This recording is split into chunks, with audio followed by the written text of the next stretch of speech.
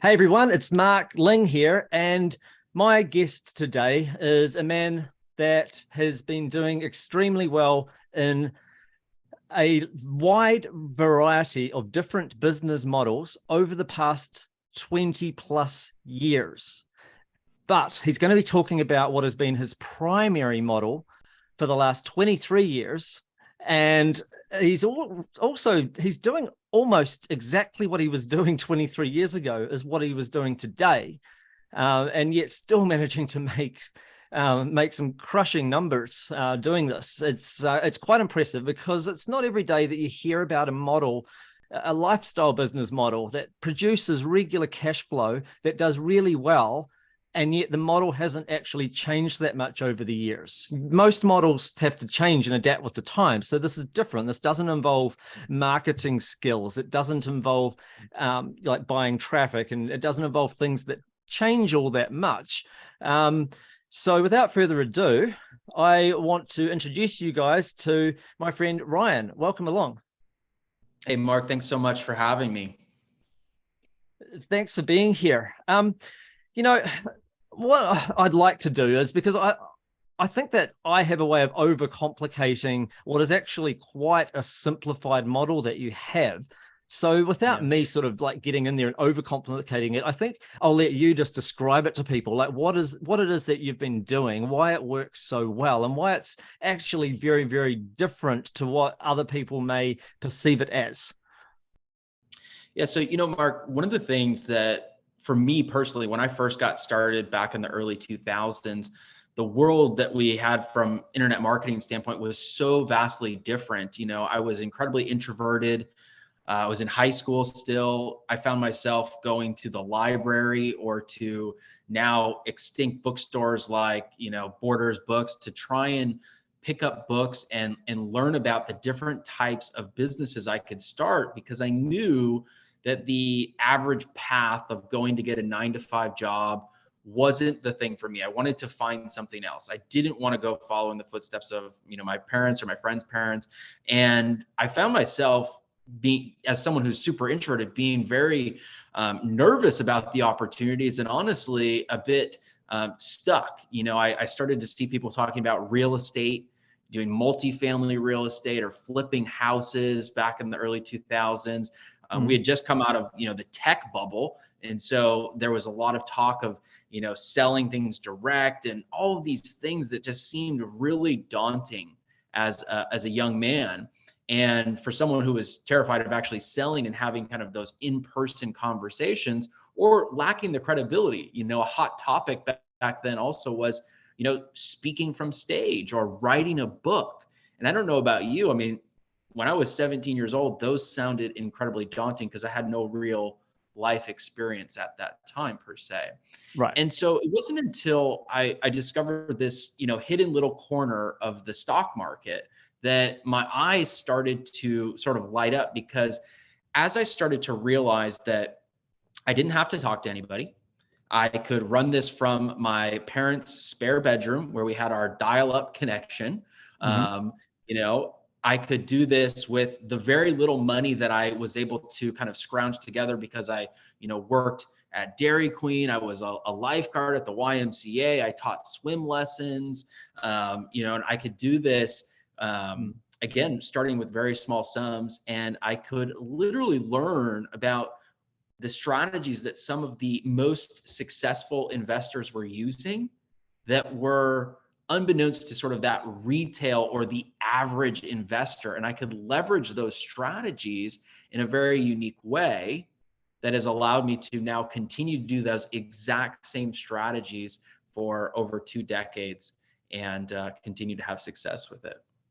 Okay, so I need to stop you there before people start to think, wait a minute, is this day trading? Because day trading is actually quite risky. It can be done, but more people fail with it than succeed with it if it's regular day trading. Or is this regular investing that takes long periods of time to accumulate and to buy into, whether it be mutual funds or whether it be reading the market and finally getting in on on the right stocks at the right time and then giving it a long period of time? It's not it's not that. This is, like you just said, it's a hidden corner of the market. Do you want to explain a little bit more about it? And also, people should realize that this isn't a fly-by-nighter. This is something that you've been doing for 23 years. So it's not something that just started yesterday. It's not a new opportunity. It is more a new take on an old opportunity that you've been using for 23 years. So you've been using it for a long time and still succeeding today. Yeah, I think it's often a new thing for most people because they're not familiar with it, or they maybe heard about it, but they've never really taken advantage of it. But you're absolutely right. This isn't your sort of stereotypical trading type of business or day trading. Not that I have anything against people who want to day trade. It's certainly not for me, because my objective, Mark, when I wanted to create a business when I first got started, was something that I can do in a few hours a week, and I could go out and enjoy myself. I was obsessed with getting out in nature, rock climbing, spending time with my friends, having adventure. And so all I was trying to do was, can I make a few $1,000s a month so that I could still do those things and not have to go work for some corporation or something like that. And so one of the things that I realized real quick was day trading wasn't going to be a fit for me. I had zero desire to sit in front of a bunch of computer monitors all day long while the stock market was open. So I needed to figure out, how could I use sort of some technology, a couple quick, simple tools, and some frameworks that would allow me to get into a potential trade and then not need to be there to see what's happening.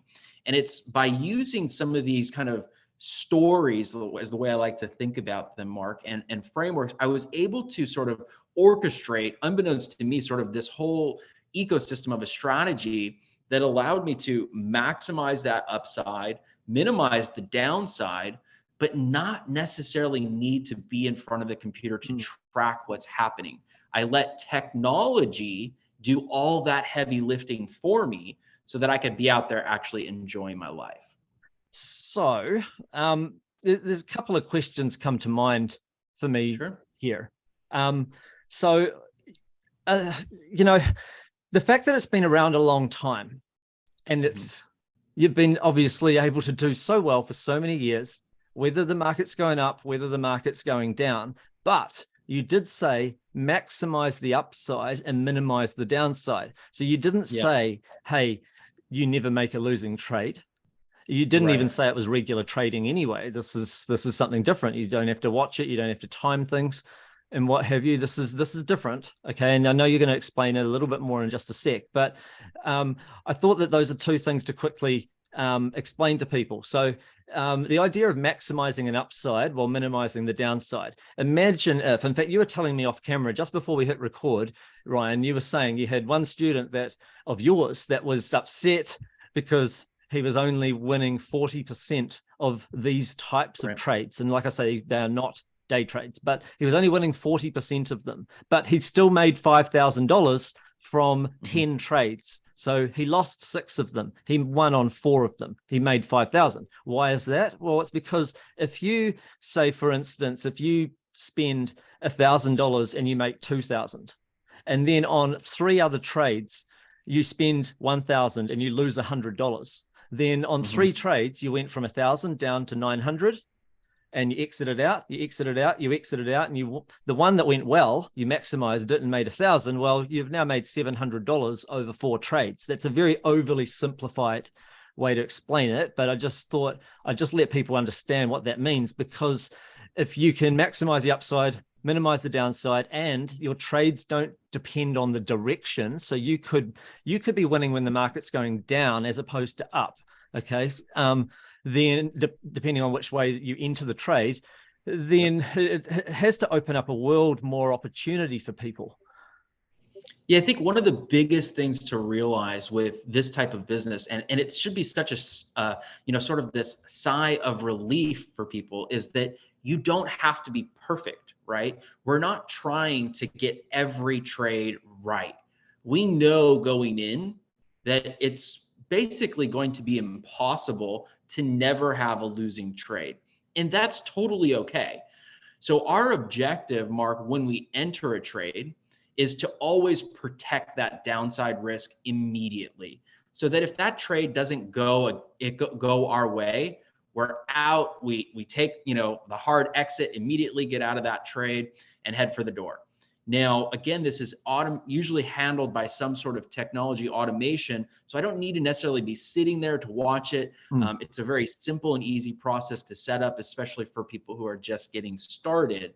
Now, the other thing that's important to understand is that when a trade starts to become profitable, one of the often biggest mistakes sort of newbie traders or retail investors make that the hedge funds and the really, really successful investors don't make is they let their winners run.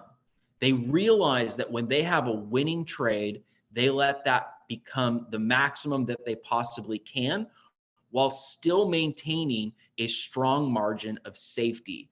Because even when that trade is continuing to become more and more profitable, we want to protect those profits.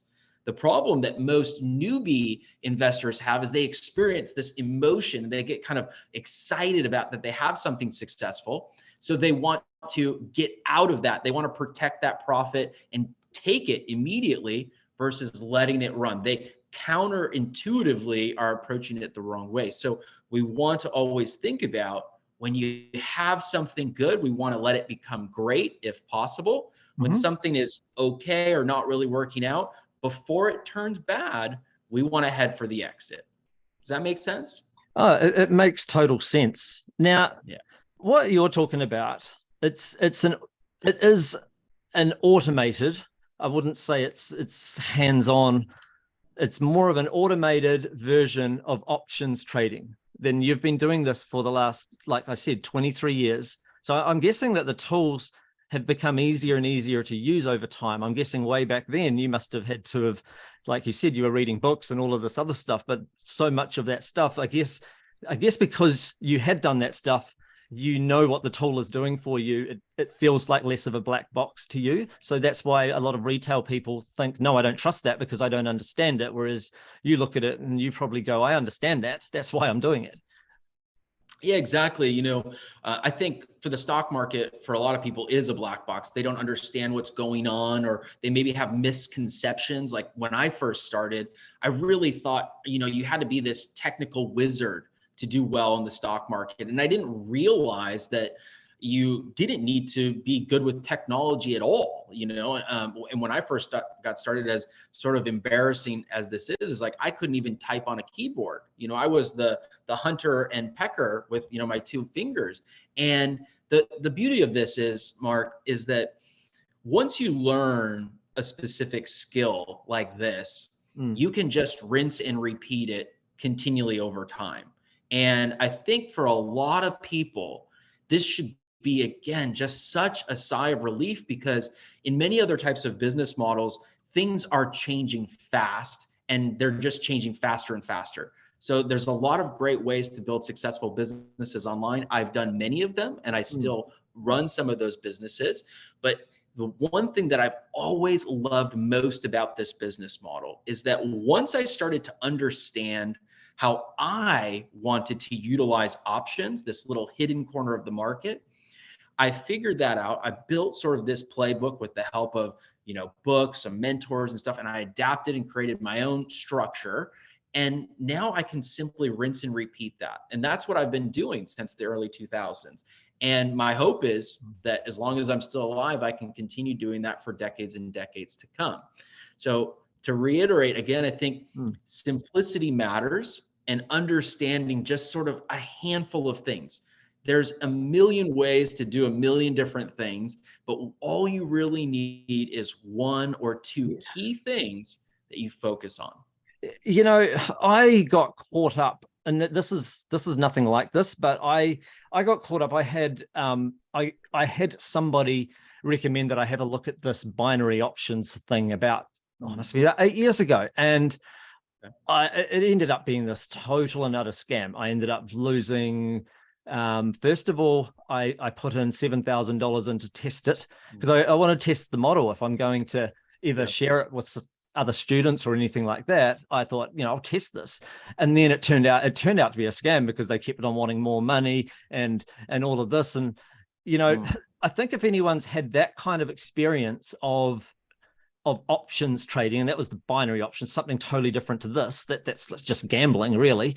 But if anyone's had that, then they're not going to realize that is not this. Binary options and some other kind of options used or piggybacked off the trust that that hedge funds and higher level investors have in this more regular options. It's a certain way of doing it, but it is more traditional method of options. And I think that for some people out there that have had those sort of experiences like myself, they don't realize what options trading really is, like real options trading, not, this Mickey Mouse kind of fake version of it. Do you mind just giving me giving the audience just the basics? You don't have to give away the whole strategy. I'm going to get you back for that on a quick workshop, and you're going to explain all of that. But could you at least give them the basics of what options trading actually is? Yeah. So first, you're not alone. I want you to understand that there have been people who've kind of been burned trying different things and like that. And oftentimes people have some negative experience with the stock market, or they know someone who has, and that scares them away. And the thing that I tell my personal friends and family, especially those who kind of got burned during the financial crisis, or more recently even the COVID crisis where the stock market collapsed, is I think the problem that most people have during those experiences is they never had a plan, right? They listened to a hot tip, or they heard some talking head talk about something, and the information that they didn't have was just not complete, right? And they were the last to hear about it. They got the ones kind of get left holding the bag, or they don't know when to get out of something. It's like a casino. Like in my case, it actually turned out to be a genuine scam, as in my 7,000 I hadn't lost money. I'd made money on it. So I tried to withdraw it, and they wouldn't let me. That's a different thing. This is totally. You're not taking anybody's money. You're just showing them how to do it through regular trusted places. This is a different kind of thing. So this is how the big boys actually do it. This is how like if a hedge fund is going to be using options, this is how they do it. So, but I'll let you carry on and explain a little bit more. Yeah, and so for folks who don't know what options are, so basically options are a way for you to have access to the right, but not the obligation to purchase or sell stock at a certain price up until a certain expiration date. Now, the best thing about it, Mark, is that for a much smaller amount of money, you have the access to control the same amount of shares. So instead of having to buy, 100 shares of stock that might cost $100, so you don't have to spend $10,000, you might be able to control those same 100 shares for $500. And because you're using the option, you have this window of time to have those shares continue to maybe appreciate, which will increase the value of your option. And the way that we like to always think about it, and I think this is a very important thing, is I never look to actually exercise that option, meaning I'm never trying to buy those shares. I always want to resell my option to someone else. So to give you a little story to kind of make this make sense for something, if someone's totally brand new, say they're in my neighborhood, they're like a lot of places right now, they're doing a lot of real estate development. They're building new homes. They're maybe knocking down homes or selling lots. And so there's a lot literally 2 doors down from me that's for sale. Now that lot is for sale. Let's just call it $100,000 to keep the math simple. I could go to the seller and say, hey, Mark, I want to buy this lot, but I want to buy an actual option on it. Please give me until June to potentially buy this from you for $100,000, and I'm going to give you $10,000 today. They get the 10 grand. I now have till June to buy that for $100,000. Now, say by May, it's worth $150,000. The lot has appraised in value. It's appreciated. And so now I could go to my friend Greg and say, hey, Greg, I can buy this lot for 150 grand or 100,000. It's worth 150, but I don't want to do that. I'm going to sell you the right to do that for 20 grand. And so now I could sell it to Greg for 20 grand. I've now doubled my $10,000 investment and I'm completely out of the transaction. Whether Greg decides to buy that piece of land or not is totally up to him. If he does, he could potentially make a significant amount of money. But that's going to be because from his point of view, he's spending 20,000, then he puts another 100 in to buy the land. The 90 remaining, sorry, because there was 90 remaining. And then he sells it for 150. He's still making money and you're making money. You have doubled your 10,000. He's potentially could make more, but he's also got to invest more to finish buying the full option. So exactly. That's why people perhaps with even larger sums just look at that as a slam dunk. Okay, I'll spend 100,000 and I'll make 150. Whereas you like to spend 10 and make 20, but you do that over and over. Exactly. Yeah. So that's the power. Again, we are now controlling that same piece of real estate without having to come up with that 100,000. And the beautiful thing with options trading, generally, if a stock is say $100, we might be able to control 100 shares, which would cost us about 10,000. We'd be able to control that for about 500 to say $750. And that's about average. And the beautiful thing, when I was 17 and I first discovered this was music to my ears, because it wasn't as if I was sitting there with tens of thousands of dollars. I started with $1,000, so for me to be able to find this little hidden corner of the market where I could start with such a small amount to still be able to leverage the power of options to quickly grow my account and then expand and extrapolate from there. Yeah, I can see that. And I'm really interested in hearing your strategy. Like, obviously, it's one thing to know, okay, so that's how it works. And it can work in reverse in terms of buying the right to sell an option instead of buying the right to buy a stock. So it's in reverse. So if the market, you think it's going down, you just buy it the other way around, so to speak. I'm going to keep it simple for now because I know you're going to explain the terminology and everything on the workshop. So do you want to tell people a few reasons why it's a good idea that they join us for the workshop? Because obviously it's a bit easier to understand stuff when they can see it on screen and see how it all works and what to do. Yeah, I think the biggest thing is to understand that, in the workshop, we're going to be walking through a lot of specific examples. And I'm going to teach you one of the exact frameworks. Well, I like to think of them, Mark, as stories, because we all know stories. We've been hearing stories since we were little. We've been telling stories. Story is kind of in our DNA. And what's so interesting to me about the stock market, and when I discovered this, it was like a light bulb moment, is that there's simply a story developing when you look at the chart. So it's almost as if we're looking through this picture frame, and the information that we're seeing has characters of this story. And so on the workshop, I'm going to teach you one of the exact stories that I started using, over 2 decades ago. I still use it today.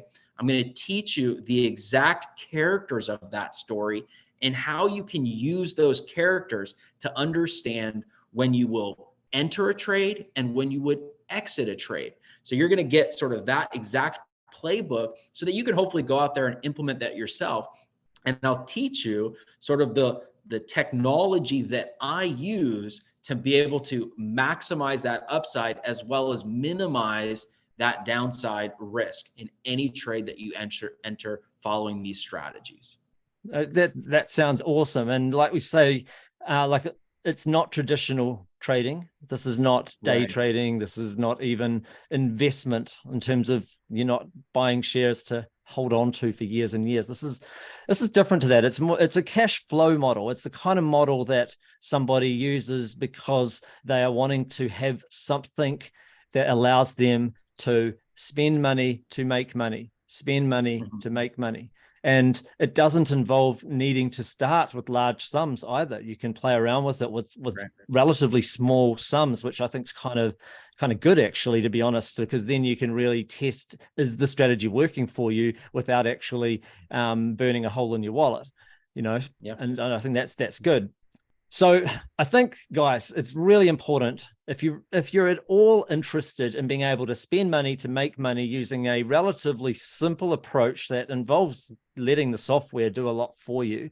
If you're interested in the idea of a method that doesn't actually involve learning anything to do with internet marketing or anything like that, and that's not that I think those things are bad. I love internet marketing. I do affiliate marketing. I do drop shipping. I do other forms of marketing online, but I also have some of my money where I do things like this as well. And if you're interested in a cash flow model like this that only takes, a small amount of time per week to keep implemented, and a lot of it can be just set and forget, then join us, because we're talking about a model that's worked for Ryan for over 23 years, which I think's pretty amazing.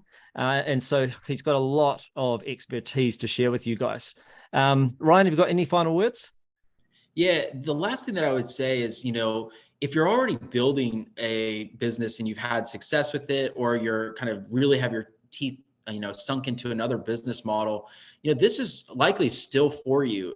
As Mark mentioned, this is something that you can do in just a few hours a week. So I really think of it as a wonderful bolt-on strategy that focuses on cash flow. And, it's why I've continued to run this business model while I was growing a very large e-commerce business, while I've continued to be an affiliate marketer, while I've continued to build numerous other businesses, is because this business is such a great business for those who want to focus on cash flow for themselves, and they can use that cash flow to live on. They could use that cash flow to reinvest into other businesses or opportunities or whatever they prefer. But it really is that perfect bolt-on strategy. And if you're new and maybe you've had other business models that you've tried, but maybe you've struggled, this is a great option for you to discover more about, because it's so different than other types of business models. So maybe e-commerce wasn't right for you, or maybe you didn't feel like you had the technical skills to run an agency or do SEO or any of those kind of things. This could be a wonderful alternative that gives you the ability to build a successful business without having to worry about the typical things that you find yourself learning and skills that you need to implement in an internet marketing business. Does that make sense, Mark? Yeah, I think that sounds fantastic, and I'm really looking forward to it. So, guys, join us on the call. It's coming up shortly. You'll find the link either in the description below or straight below this particular video, and I hope to see you there. And thanks again, Ryan. I think you've been awesome. I really appreciate your time. And for guys out there, just take action with what you learn, and we'll see you next time. Bye for now, everybody.